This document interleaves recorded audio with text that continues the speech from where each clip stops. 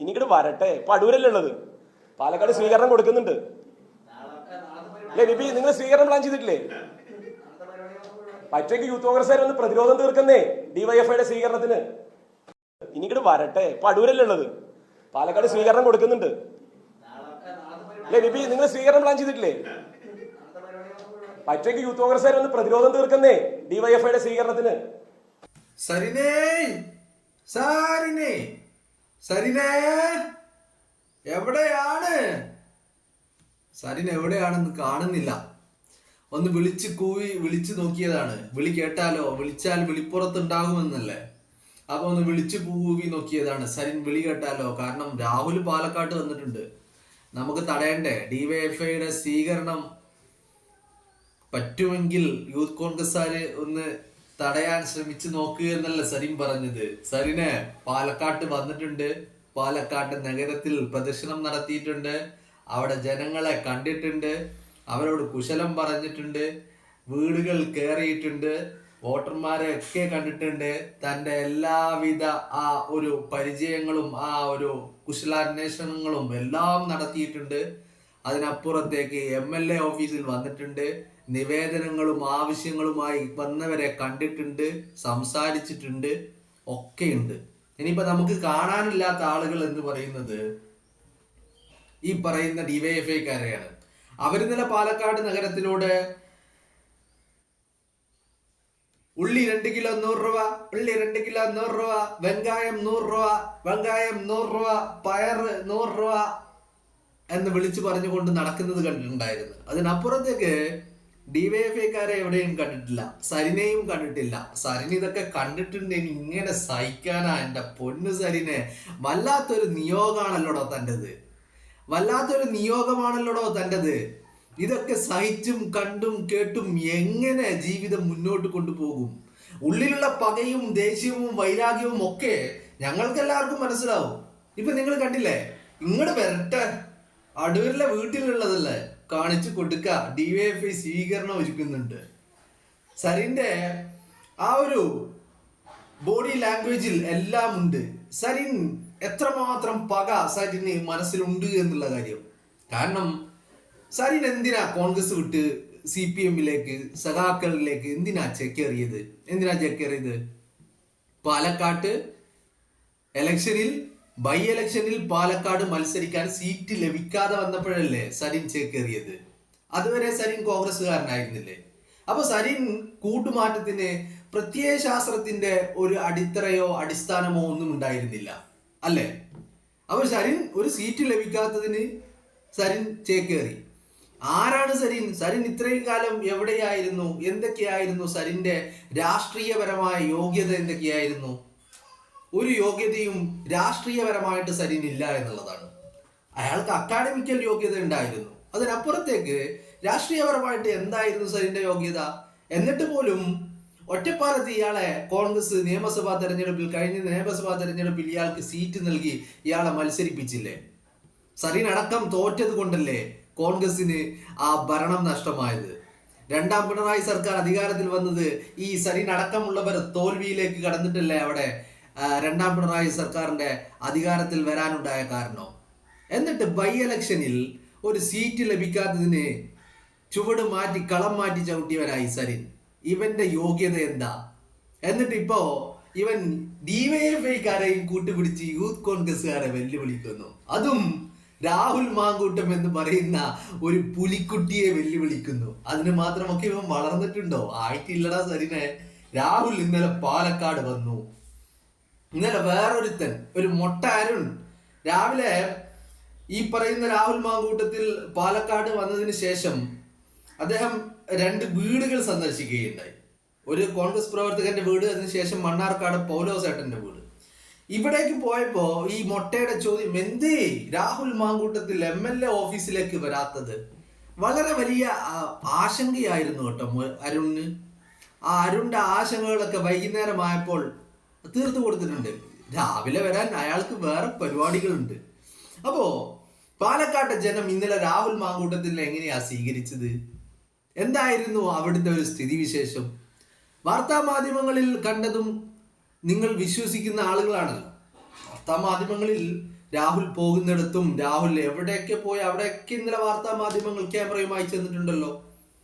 രാഹുലിനെ കെട്ടിപ്പിടിക്കുവാനും രാഹുലിനോട് കുശലം പറയുവാനും രാഹുലിനോട് കളി തമാശകൾ പറയുവാനും രാഹുലിന് കൈ കൊടുക്കുവാനും രാഹുലുമായി സെൽഫി എടുക്കുവാനും എന്തൊരു ആവേശമായിരുന്നു പാലക്കാട്ടെ ജനതയ്ക്ക് ഇന്നലെ. പാലക്കാട് ജനത അത് രാഹുലിന്റെ ഈ തിരിച്ചുവരവ് വല്ലാതെ ആഘോഷിക്കുകയായിരുന്നില്ലേ? അവർ രാഹുലിനെ സംരക്ഷിച്ചില്ലേ? എന്തെങ്കിലും തരത്തിൽ അയാളുടെ ദേഹത്ത് ഒരു തരി മണ്ണ് വീഴാൻ അവർ സമ്മതിച്ചോ? അങ്ങനത്തെ ഒരു സിറ്റുവേഷൻ ഉണ്ടായോ? സരിൻ എവിടെയാ? സരിൻ, നിങ്ങൾ രംഗത്ത് വരണം, നിങ്ങൾ സ്വീകരണം ഒരുക്കണം. തടയാൻ കഴിയുമെങ്കിൽ തടയടാ എന്നൊക്കെയുള്ള വെല്ലുവിളി നിങ്ങളൊന്ന് സ്വീകരണം ഒരുക്കുന്നേ. ഞങ്ങളൊന്ന് നോക്കട്ടെ തടയാൻ ഞങ്ങളെ കൊണ്ട് കഴിയുമെന്ന്. അത് താങ്ങാനുള്ള കെൽപ്പ് സരിൻ ഉണ്ടാകുമോ? സരിൻ മുമ്പിൽ ഉണ്ടാവണം. ഡിവൈഎഫ്ഐക്കാരെ പറഞ്ഞു വിട്ട് സരിൻ മാറിയുന്ന കാര്യങ്ങൾ നടക്കില്ല. സരിൻ മുന്നിൽ വന്നിട്ട് ഇത്തരത്തിൽ ഈ പറഞ്ഞ വെല്ലുവിളികളൊക്കെ ചെയ്ത് കാണിക്കട്ടെ സരിനെ. അതാണ് ഞാൻ പറഞ്ഞത്, ഈ ചങ്ങാതിയുടെ എന്തൊരു അവസ്ഥയാണോ സരിനെ തണ്ടത്. എന്തൊരു അവസ്ഥയാ! ഇതുപോലൊരു ഒരു ഒരു നിയോഗം ഒരു മനുഷ്യനും ലോകത്തിൽ ഉണ്ടാവാൻ പാടില്ല.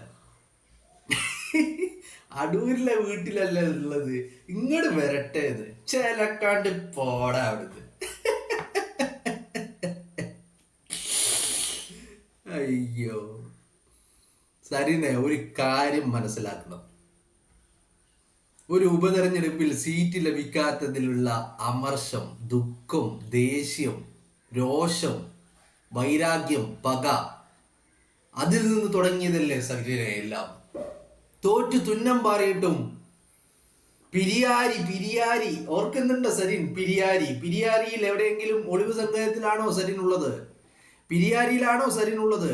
പുറത്ത് വരണം സരിൻ. രാഹുലിനെ നമുക്ക് തടയേണ്ട, വാ കാണിച്ചു കൊടുക്കേണ്ട. നമുക്ക് തുണിയൊന്നും പൊക്കി കാണിച്ചു കൊടുക്കല്ല കേട്ടോ, പാലക്കാട്ടെ ജനങ്ങൾ ഭയപ്പെട്ടു പോകും. അതുകൊണ്ട് തുണി പൊക്കി കാണിക്കാനൊന്നും നിൽക്കല്ല സരിനെ, പ്ലീസ്. ദയവ് ചെയ്ത് ആ വക പരിപാടിക്കൊന്നും നിൽക്കരുത്. കുട്ടികളൊക്കെ ഉണ്ടെങ്കിൽ കൂക്കി വിടും, കൂക്കി വിളിക്കും. അതുകൊണ്ട് ആ പരിപാടി ഒന്നും ചെയ്യരുത്. കാണിച്ചു കൊടുക്കണം നമുക്ക് കേട്ടോ, പക്ഷെ എന്ന് കരുതി തുണി പൊക്കി കാണിക്കരുത് സരിൻ. എന്റെ സരിനെ, വെല്ലുവിളികളും ഈ പറയുന്ന ചാലഞ്ചും ഒക്കെ തന്നോളം പോന്നവിടെ ഒരു പോവരെ അല്ലെ? അതിനു മാത്രം സരിൻ വളർന്നിട്ടില്ല സരിനെ. സരിൻ അതിനു മാത്രം വളർന്നിട്ടില്ല. ഈ രാഷ്ട്രീയ മേഖലയിൽ സരിൻ ഇപ്പോഴും ഒരു പിഞ്ചു കുഞ്ഞാണ്. ഒരു പിഞ്ചു കുഞ്ഞിന്റെ പക്വത പോലും സരിൻ കാണിക്കുന്നില്ലെങ്കിൽ പിന്നെ ഇങ്ങനെയാണോ ഈ രാഷ്ട്രീയത്തിൽ? അതിപ്പോ ഏത് പക്ഷത്ത് നിൽക്കുകയാണെങ്കിലും ഒരു പക്വത വേണ്ടേ? സരിന് വെല്ലുവിളിച്ച പോലെ സരിന് ഇങ്ങോട്ട് വരട്ടെ, കാണിച്ചു കൊടുക്കാൻ ഞങ്ങൾ സ്വീകരണം ഒരുക്കുന്നുണ്ട് എന്നൊക്കെ പറഞ്ഞതുപോലെ ഒരു ഡിവൈഎഫ്ഐക്കാരൻ, മനസ്സിലായില്ലേ? ഒരു എന്താ ജന്മനാ ഡിവൈഎഫ്ഐക്കാരനായി പിറന്ന പല ആളുകളുണ്ടല്ലോ, അവര് പോലും അതിന് തയ്യാറായില്ലല്ലോ. എന്തിന് ഗോവിന്ദൻ സഖാവ് പോലും അതിന് നിന്നില്ലല്ലോ സരിനെ. എന്തുകൊണ്ടാ? അത് നടക്കൂല എന്നറിയുന്നത് കൊണ്ടാ സരിനെ. അത് മനസ്സിലാക്കാനുള്ള ഒരു വിവേകം, ബുദ്ധിയില്ല താങ്കൾക്ക് എന്ന് ഞാൻ പറയുന്നില്ല, പക്ഷെ അത് മനസ്സിലാക്കാനുള്ള ഒരു തിരിച്ചറിവ്, ഒരു കോമൺ സെൻസ്, അത് ബുദ്ധി ഉണ്ടായത് കൊണ്ട് കോമൺ സെൻസ് ഉണ്ടാവണമെന്നില്ല. അപ്പൊ അതില്ലാതെയായി പോയല്ലോ ഒരു രാഷ്ട്രീയ പക്വത. അതില്ലാതെയായി കഴിഞ്ഞു കഴിഞ്ഞാൽ ഇതാണ് അവസ്ഥ. തോൽവിയാവും, ഭൂലോക തോൽവി. മനസ്സിലായില്ലേ? അതും രാഹുൽ മാങ്കൂട്ടത്തിലൊക്കെ വെല്ലുവിളിക്കാൻ. എനിക്കിത് കാണുമ്പോൾ ഇന്നലെ മുതൽ ഞാനിത് കണ്ടുകൊണ്ടിരിക്കുകയാണ്. ഈ ഒരു ക്ലിപ്പ്, ഈ സരിനെ ട്രോളുന്ന ക്ലിപ്പുകൾ ഇന്നലെ അങ്ങനെ നിരന്തരമായിട്ട് സോഷ്യൽ മീഡിയകളിൽ കറങ്ങിക്കൊണ്ടിരിക്കുക.